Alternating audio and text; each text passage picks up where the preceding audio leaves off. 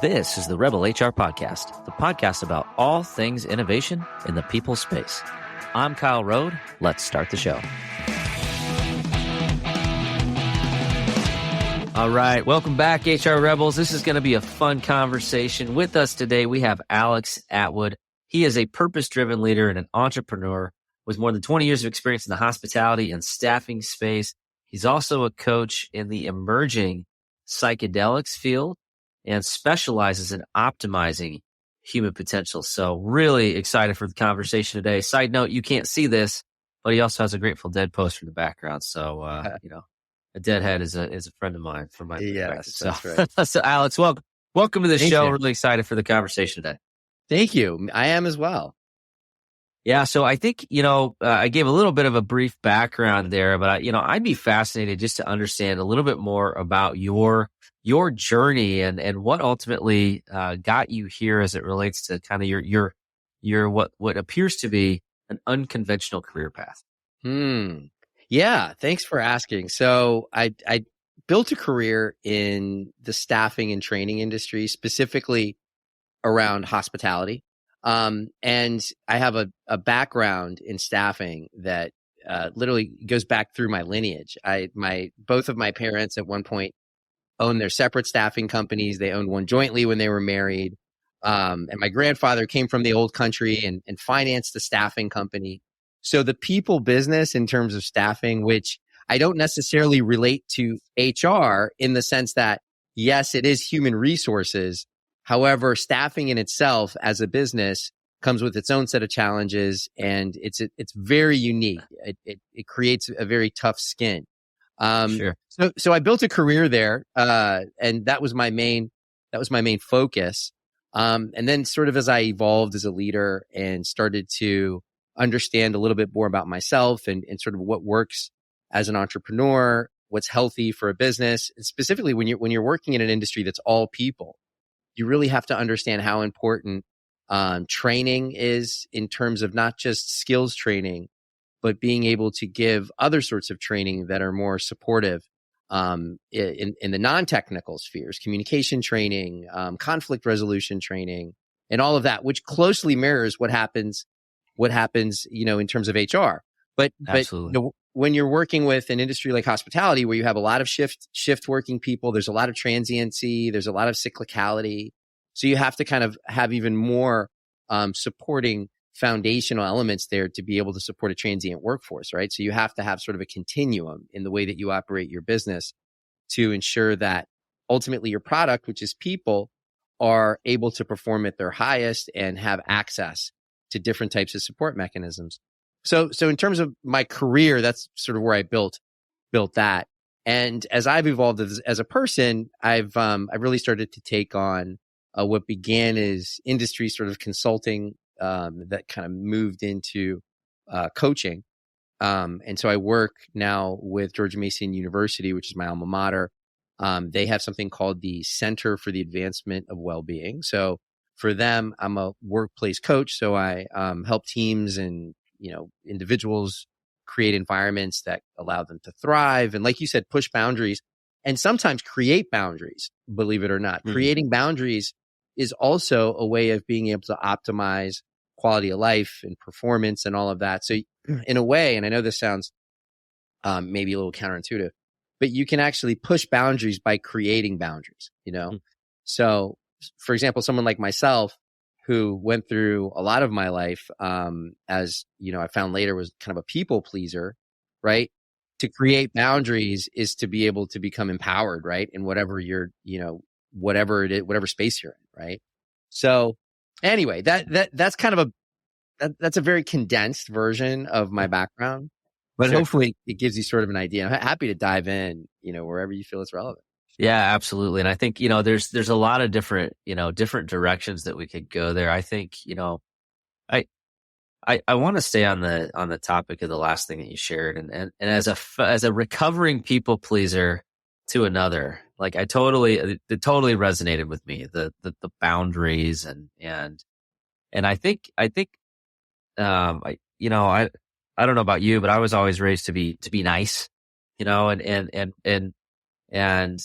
also, I would say, because I'm in the people space, I can also generally intuitively understand how people's reaction are going to be, to what I say or what I do, or if I put a boundary in place. And what's interesting for me is that, by creating a boundary, sometimes it's short term uncomfortable, but long term, extremely beneficial. But I think what a lot of it comes down to is really that kind of that personal growth and that personal self-awareness and evolution as a person, not just a professional, not an HR person, but just like as a human being. And so as you think about, your journey and as you think about helping leaders achieve their full potential, what role do you see self-awareness play, and where do you encourage people to start to really start to unpack, that the challenge of that personal growth and that leadership development? Yeah. That's a great question. So, the question about how important is self-awareness, from a leadership perspective, I think it's extremely important, not just in terms of how it impacts your leadership, but how it impacts your overall well-being, which permeates your leadership. So, personally, coming into the sort of the world of being an entrepreneur and doing that in the early 2000s, really the turn of the century is when I started my first company. I can't believe the turn of the century. It sounds like so long ago. But yeah. Cue the old timey music. Yeah, cue the old timey music. Coming into the industry back then, and specifically serving hospitality, the industry was very, there was a polished aspect to how you performed hospitality. There was also, there was very little, and specifically where I worked out of in Washington, DC, there was very little, like reach out awareness, listening for the line level employees, both from management, and sort of in the ethos of the companies that employed them. So it was almost like, hey, there's a spirit to serve. Your job is to serve the guest, serve the customer, give them an exceptional experience, right? And you leave your baggage, whatever it is at home, and you show up with a smile. And look, that is a key component of the industry, right? People go out and they expect to be entertained, and things have shifted, not so much as the expectations of guest service, but in the way that as an employee or someone providing the service can relate to the guest. In other words, over time, it was like, don't speak unless spoken to, right? Look the part, be the part, shut up, carry the food, don't talk, that type, where now there's a bit more openness, specifically in internal management, because I think a realization came, and this really got magnified and accelerated around the pandemic, but that, the way that you relate to your team members is going to highly enhance the experience that the customers receive.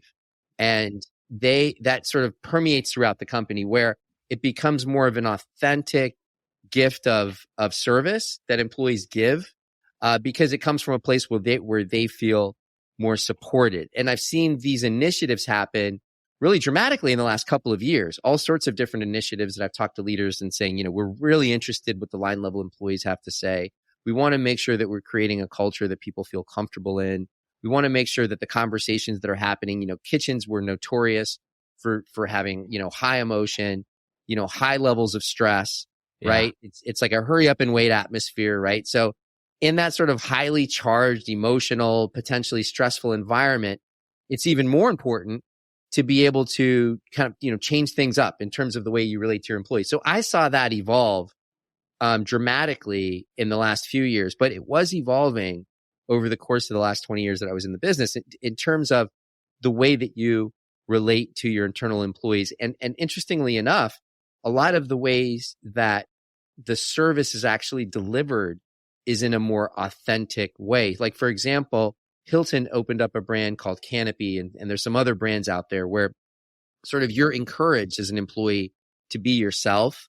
Look, I noticed you have some tattoos, and so you're okay to have tattoos, right? I remember when I first started in the industry, It was like, and it was said, right? That management would say, hey, no tattoos, any visible tattoos can't work, right? that changed where we actually had lots of our customers and clients came to us and said, hey, we have a brand where we actually encourage self-expression, and we encourage people who have tattoos, who have sort of their own alternative look, right? Which was unheard of back in the early 2000s. So Yep. there's been a general mind shift as people have gotten older, as millennials and Gen Zs have gotten in more positions of leadership and more positions of navigating, sort of strategic direction. There's been a lot more, sort of tolerance, fear of tolerance, acceptance for, more individualism. And I think that is something that permeates throughout. And I think it also has kind of moved into the HR space as well. Absolutely. It's funny you mentioned that, because I was thinking about that. So I started my career working at a grocery store was the first job, and then I was a bartender and a server. And I distinctly remember I went into the interview, and I had a goatee, like a 90s goatee, kind of like a soul patch scruffy thing. Like I thought that looked, I don't know why I thought it looked cool, but they're like, well, it's been a great interview, but you can't work here unless you shave that. Are you willing to shave your face to work? And it's like, yeah. I was a bartender at a chain restaurant. You know what I mean? Like, it's not like I'm not at the Four Seasons. Right. Right. But yeah, there's no way the tattoos would have gone then. I mean but that's like, I joke, like, I went into HR so that I could change the dress code so that I could have visible tattoos, right? Like that's the joke I tell people, how I got into the industry. But I do think there's so much to be said for that, like the authenticity, right? Like I love when I meet somebody that's like in the service industry, or just even an interaction with somebody that's maybe a peer, that you just know they're themselves. Like right. You're talking to someone that's themselves. They're authentic, they're real. They're not just like blowing smoke. And I feel like we're like, we're asking for more and more of that, in society and culturally. And I think we're also figuring out, hey, this is actually really healthy, right? Like this is important for kind of the mental health aspect, as well as we look at our employees and our employee experience. Yeah, so I agree. I'm curious, because you see a lot of different organizations, you support a lot of different leaders, and obviously you're a leader and a founder yourself. As this has become a little bit more of the kind of the corporate zeitgeist, if you will, how do you foresee that changing the way that we work and interact with each other, kind of culturally at organizations, as maybe there's a little bit of a conflict between the way we used to be and now kind of this new authenticity that many people are bringing into the workplace? We'll be back after a quick break. And so used to having everything in front of them right away that we forget that innovation just takes time. I myself, I get frustrated too. Why? And this as being one of my best friends is, hey, I talk to you all the time. Hey man, I'm frustrated in the fact that I can't seem to just get there in the next day. But that's just not how these things work, right? Innovation needs to be planned out. It needs to be very methodical. And then when it finally hits, that's when it seems like to everyone else that it sort of just came out of nowhere. But to you, the amount of dedication that it took over that time.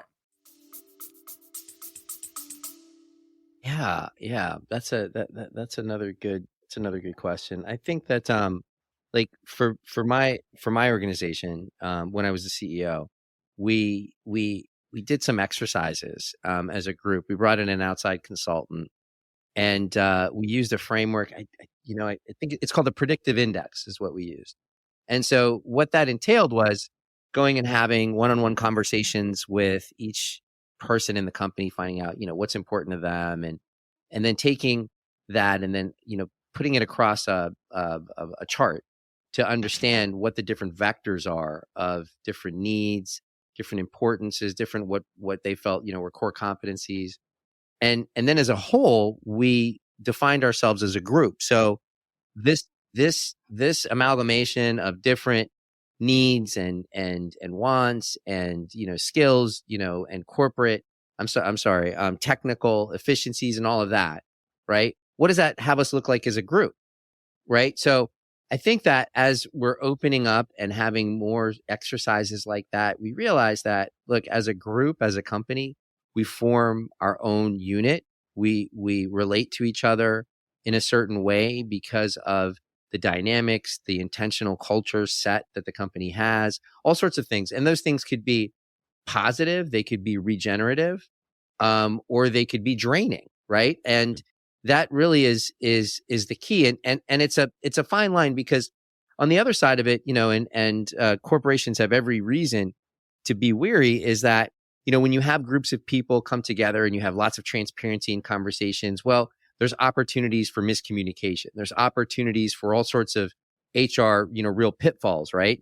Somebody said something, thinking they were transparent, and meanwhile that was taken in another. So you have to be sort of careful about that, especially in the way sort of things work in the sort of the culture nowadays, right? So it's something that I think is very promising, right, for HR, but it does require its own set of guidelines, and it does require its own set of almost, rules to play by, right? Especially for companies as they're opening up themselves and having a cultural sort of shift to bring more transparency and openness and collaboration and ultimately like a bonding between the team members, making sure that that's done in a way that also takes into account the different personalities and, different ways people relate to each other and communicate, right?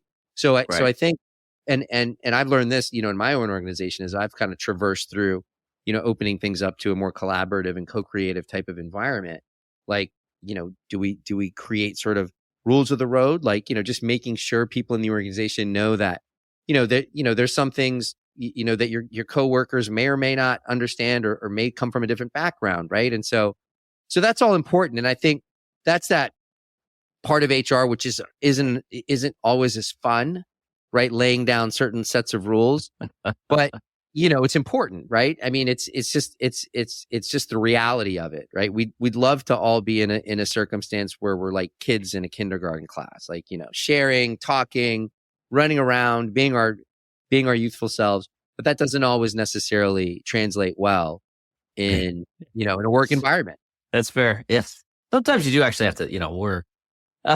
Right. Exactly. Sometimes you have to work. Right. I do like, I like that you called out that you used a tool, and I did the predictive index, did the certification, all that good stuff. So yeah, I could rattle off all the different profiles, but I think having, having some sort of formulaic way to think through it and be thoughtful and still allow kind of the aspects of your team that make them different and valuable and unique, and letting people be themselves is important. I think, I love I can't remember who said, it's one of the like psychological influencers that said something along the lines of like, authenticity is great, but if you're authentically a jerk, don't do that at work, right? Like Yeah. you can't be fully authentic, right? Like there needs to be some level of like guardrails. And I'm only half kidding, but Yeah. you can't always tell somebody authentically exactly what you're thinking about them at that moment, because you might get in the HR person's office. But Right. And it's also, it also is like, communicating effect. I mean, look, you, if you're if you're communicating with an intention that is keeping the other person in mind, that, and their needs or their feelings or whatever's happening, you're more likely to be able to, navigate situations in a way that's more, empathetic but again, like even keeping that in mind, you just never know where someone's at, right? And you never know, how someone might feel about a particular topic or something like that, right? So it's as organizations get larger, I think it's key that this ethos is injected, like, an ethos of openness and transparency, right? At the same time, I think it's important that, on the actual level, on the level of, actual daily work, that there are some sort of boundaries in place that makes people feel comfortable, and ideally open communication allows for people to communicate when they feel as though there's been a boundary crossed or something like that, right? Like there's something there that can be acted upon if needed. So that's not just like a free for all, right? Right. And personally, I think about, how I really look at that shift in the way management and the way leadership works. And I think that, it is sort of a, there's a fine line there, right? And you want to make sure that you enhance positive communication as much as possible and you give an environment for that. But you also realize that there's different personalities that operate in different spaces and have different needs. So, you always want to be cautious of that. Yeah. Yeah. And I think it's, what's interesting is we're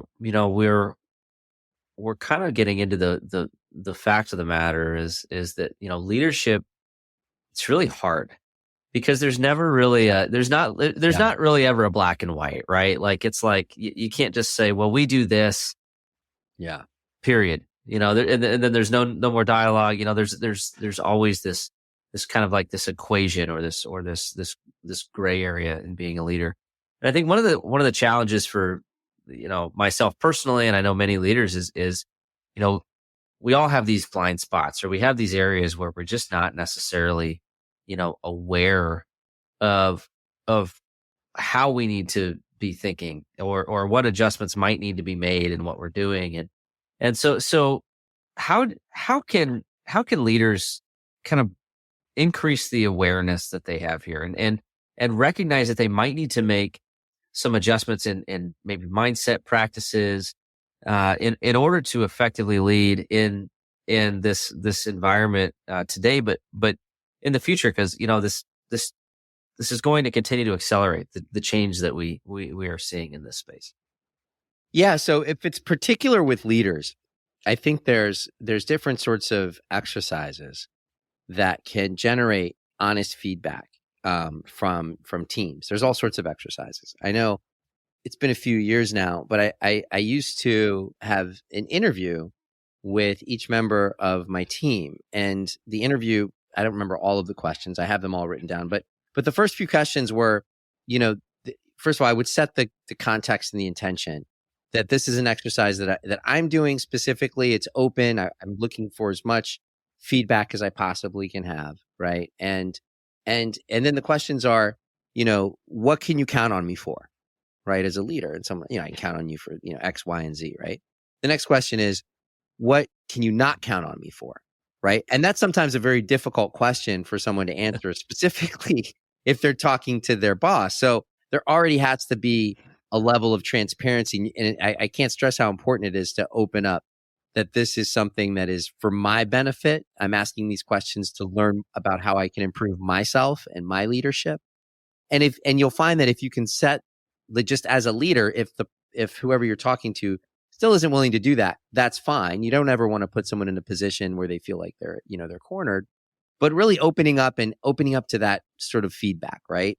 And I got some pretty decent feedback, like there was very specifics where, I understood, I can't count on you, right, in a particular meeting situation to do X. And I said, great, thank you for that, right? And so whatever you can get back there. And sometimes if that isn't available, or if, your organization is such that sort of puts people into a position that they're not comfortable in, then maybe there's a way that you can solicit feedback, perhaps through a third party, right? Something like that. But just really open feedback that's not based in a judgment, but that's based in, like a discovery type of deal, right? So we're here to discover what we can do to improve X or to improve Y. So your feedback and your sharing what your experience around this will help us to do that. And a lot of the times, if you're building a product or if you're enhancing a service business or something like that, that should be something that sort of naturally comes into the way you do things, right? You want to put a product out there and you want to continuously generate feedback about that product, right? And, the feedback ideally is unfiltered and is authentic, right? So how do you do that as a leader? Just the exercise of looking and being curious about how you can execute that as a leader. Just the exercise itself will be valuable, because going through that exercise will realize the level of transparency that you have, and or put an action plan together to start gathering information. So I think that's That's very, very important. And a lot of the times it's difficult to really uncover where it is that, improvements, or where it is that things are not working well, because companies and people, especially in a work environment, don't always show up, in an authentic way. And that sometimes can begin to lead to, somewhat of an erosion of that, culture. Yeah. Right. Yeah, it's funny you mentioned that. So, and I love that question. What can you not count on me to do, or to be for you, or to Yeah. support you, or however you wanted to phrase it? And I immediately I thought, how would my team answer that? And I think, Right. what was interesting though is in my mind I was like, well, initially I like to assume that everybody would be perfectly honest with me and just be like, yeah, well, this, and have like specific examples so that I could learn. And, but the reality is, like, it's one thing to say you need to ask that question. It's another thing to like make sure that you're like, you don't react in a way that makes people not want to answer it honestly. Right. Mhm. Like even your Yeah. nonverbals, like, meh. Yeah. Like Yeah. get growly 100%. or cross your arms or get that, like, I call it resting HR face. We don't, you don't want to do that. Yeah. And I think the reality is it's probably, I guarantee there's probably some people on my team that would not answer that question authentically right off the bat, right? Like that, like there would have to be some level of continued trust. And actually in my mind, I'm like, well, that's probably a blind spot in and of itself. I need to make sure that I, build that relationship. But I Right. think real fascinating, great example of a way to kind of do a little bit of a gut check for yourself. Yeah. Yeah. So thanks for that. I'm gonna put that. I'm Yeah. gonna It's like I said, scare everybody. yeah, just the exercise of it alone, like, has you start to think about, okay, well, how would my team even receive this, right? And so, Right. and then you'll think, okay, it just kind of opens up some new possibilities in terms of communicating and learning from your team.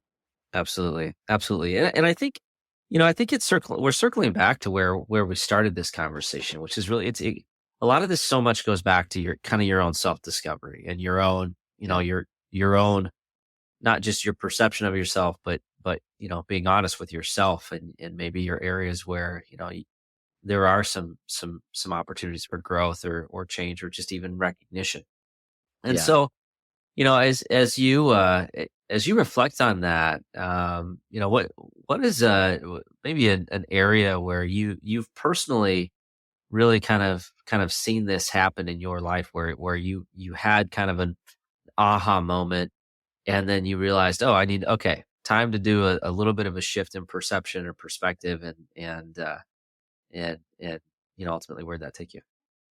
Yeah, I mean, there's been a lot of those. I think that, one aha moment just around, exactly what we're discussing in terms of the importance of relationships and building a very strong, cohesive, collaborative environment was around the pandemic, when we had a group of people that were working, to serve an industry that, literally went away one day. I mean, it just totally shut down. And, so we had to somehow build, something out of nothing with a group that was eager to continue to work together. And so whether it was working on what our existing service model was, or serving, our existing market, which was non-existent, or creating something new, we were able to do that. So we were able to, like, as a group, create something that was relevant at the time. And it wasn't in staffing, but it was in, servicing what was happening, to our clients at the time. And then being able to have our team members rehired, reemployed, redeployed, learning an entirely different new skill set. So we ended up there was a lot of members of our team to get laid off at all, but the ones that did, we did our best and brought the majority of them back to work in this new model that we had to create. And so that was one of those things where it was like, the aha moment was a culmination of my personal sort of resilience that was built up through self-awareness, along with the relationships that I built that that became tested during during that really challenging time for the industry, resulted in something that was created and it ended up sustaining for a period of time. So that was a really great aha moment, and it kind of combined everything. But there's also lots of aha moments, and I think that aha moments are generally seen as like a moment of clarity. But there's also moments, I don't know if you call them aha, but there's also moments of judgment that, there may be something, a path you're on or a decision you make or something like that.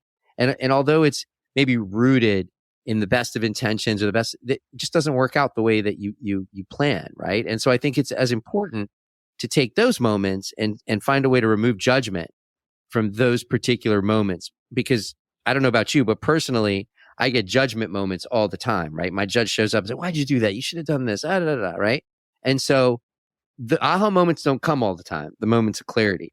The judgments do. So working towards, converting a judgment into more of an inquiry, right? Into more of curiosity, like, why am I thinking like, and, what could I have done, right? That'll permeate through communication, right? So a lot of the times, people may be with team members in a room and they hold all these judgments. Oh, the team didn't do this right. Why did that happen? Not on time, whatever that looks like, right? And even if you're standing there judging, that your words, no matter what the actual words are, what's behind the words is going to be a judgment, is going to put people on the defensive, right? So kind of checking yourself when you're working with others to say, hey, am I going to be, are my words and are my actions and who I'm being, am I sitting in a place of judgment? And it's just something to check, right? Oh, I am kind of judging it. I am judging this person or this circumstance. Okay, how can I shift from a judgment to a curiosity? And if you think about it, like, let's say you're working with someone and I don't know, I'll just make up a name, right? John. Hey, John, what happened with this? Right? Why wasn't this delivered on time? Right? There's a huge difference between that, right? Same words. Hey, John, what happened with this? I'm just curious. I'm wondering why this wasn't delivered, right? You're going to get an entirely different response. Same words, same language, different state of being, inquiry versus judgment, totally different environment, right? So anyway. Yeah, and I think it's fascinating. So yeah, and yes, I do. I totally agree. A lot of times the worst judgments come against yourself, right? And it's Oh yeah. And it's like, that wasn't perfectly landed, or that I wasn't totally authentic in that interaction, or geez, I could have been softer, et cetera. But I do think that kind of that self-awareness and the fact of the matter is that'll permeate through and people will see it. People will know, right? If you're judging yourself, they're just going to assume you're going to judge them too. That's right. So very, very, very well said. Some really good, great leadership reminders here, and some really good content. I'm fascinated. We're going to switch gears. We're going to go into the Rebel HR Flash Round. I'm fascinated to hear your perspective on the Flash Round questions. Are you ready? Sure. Yeah, let's go. All right. Question number 1. Where does HR need to rebel? Rebel. Well, keeping along with the same sort of context and discussion that we're having, I think a lot of what HR talks about now is sort of cultural fit, right? Is the person a cultural fit? And maybe if we're talking about an amalgamation of different people that change the shape of a company as they're coming in and really sort of tapping into what the needs and who each person is, maybe it's not a cultural fit, but maybe it's like a cultural enhancement or a cultural addition or something like that, right? Like, hey, do they fit into our culture of, blah, blah, blah, blah, blah? No, it's not the best fit. Okay. But let's look at, are we attached to this particular culture that we have, right? Is this culture that we have conducive to potentially bring a cultural addition? So maybe there's addition. So we're not just trying to fill spaces in our existing culture, but we're trying to elevate our culture, right? And so there could be additions to be made that elevate, right? So just a thought. And I think it's something that, because there's so much talk in the space now about culture and what's our culture and all that. Great to define your culture. And let's not put every single new potential employee through this stringent lens of that culture. Let's look at what they bring holistically, right? And it could add, right? You may have a culture of really openness and transparency. This person may be more of an introvert, but guess what? That person could be able to contribute a lot to what's missing in the company. You know what I mean? So it could actually elevate the company by bringing in someone who doesn't necessarily fit the, template that you set up. So I think that's a different way to look at things, Absolutely. And I love it. And a little bit of a light bulb moment or an aha moment for me there. If you're constantly looking for fit, for somebody to fit, quote, into the box, you're never going to get out of it. Right. To use kind of maybe an overused analogy, but if you want to innovate, if you want to drive change, if you want to, continue to grow, you got to be open-minded. So I thought that was really well said. So question number 2, who should we be listening to? You should be listening to the people working behind the scenes, because I think their insights could be extremely enlightening. And specifically, if you're looking at, the industry I used to serve, right? The people who have in the hospitality industry, the people with the direct access to the customer experience, to the guest experience, to themselves, to the, quote unquote culture, are the people, most of the time, the hourly shift workers who are on the front line, serving, greeting, helping, supporting, cleaning rooms, doing all of that, right? So, and a lot of the time, those people are not necessarily feel empowered to say anything. So finding ways to listen to those people behind the scene, those people who are necessarily not the most vocal, right? Because maybe their roles don't necessarily allow or constitute sort of a vocal impression on things, but finding ways to be able to gather insight and listen to those groups that are executing on the ground level. I think those are going to be extremely transformative. Yeah, absolutely. And in my day-to-day job, a lot of my employees are manufacturing employees, direct labor employees. So it's very, very similar context where it's like, if you want to find humility in your life, go ask them if they read your latest communication, right? It's like, what are you even talking about? I don't care about it. It's like, oh, okay. I guess it's not as special as I thought it was. Yeah. True. You'll figure out what your culture is by asking, right? Right. Sometimes we like to trick ourselves into thinking it's one thing. Couldn't agree more. All right. Last question here. So, great content. We are, just some wonderful nuggets here in this conversation. How can our listeners connect with you? How can they check out your podcast, learn more, and get connected with you, Alex? Sure. Yeah. So one way is you can go to my website. It's alexatwood.co. So ALEXA 1TWOOD as in David .co, not .com. Leave the M off. That's one way. Another way is if they're interested, the name of my podcast is called The Alchemist Lounge. You can find it really anywhere podcast, Spotify, Apple, you name it. You can also go to my website and be linked to it. And and finally, if you want to reach out to me, you can reach me on LinkedIn, reach me on my website. I'm always happy to lend any insights. We didn't even dive into the psychedelics really. No, I don't. So I'm always happy to lend insights if anyone's interested in anything that we discussed here today or interested in learning more about what I do. Feel free to reach out. I'm always open and happy to talk to people. Absolutely. And we'll have all that information in the show notes. So check it out. Yeah, that always happens. It's like, there's like a couple things I want to talk about, but the conversation just gets so good. And then I feel like it's just warming up and then it's over. So yeah. But thanks for spending your time with us and really appreciate you being generous with your time and knowledge and a lot of great takeaways. So thanks, Alex. Thank you. This was awesome, Kyle. All right. Take care, man. Take care. All right. That does it for the Rebel HR podcast. Big thank you to our guests. Follow us on Facebook at Rebel HR Podcast, Twitter at Rebel HR Guy, or see our website at rebelhumanresources.com. The views and opinions expressed by Rebel HR Podcast are those of the authors and do not necessarily reflect the official policy or position of any of the organizations that we represent. No animals were harmed during the filming of this podcast. Baby.